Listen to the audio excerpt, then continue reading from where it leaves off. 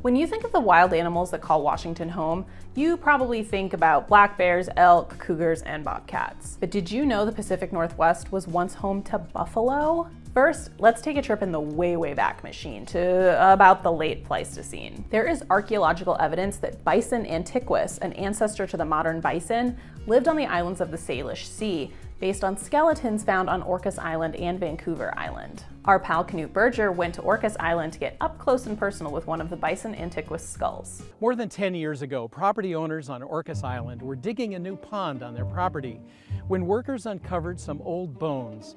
The bones didn't reflect the fauna that live in the islands today. They were the remains of a massive prehistoric bison, Bison antiquus.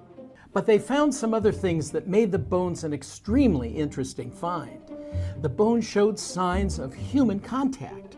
For another, they turned out to be very old, about 14,000 years old. In the 1500s, there were between 20 to 30 million bison across the North American continent. But by 1889, the species had been whittled down to just over 500 bison nationwide due to overhunting by white settlers and the introduction of cattle and horses into their native habitat, which brought about disease. Native Americans began establishing captive breeding programs to prevent the extinction of buffalo as early as the 1870s. And now, the Intertribal Buffalo Council works to restore buffalo to tribal lands for cultural and spiritual enhancement and preservation. The ITBC works with over 60 tribes in 19 states, including 3 in Washington, the Yakima, Stillaguamish, and Kalispel tribes. Yakima Nation started with a small herd in the early 1990s and more recently received 26 additional buffalo from Yellowstone. The tribe now has a herd of approximately 200 bison, with the goal of restoring food sovereignty to their community and increasing genetic diversity within their herd. You can learn more about the history of the buffalo in the US and its deep connections to Native Americans across the continent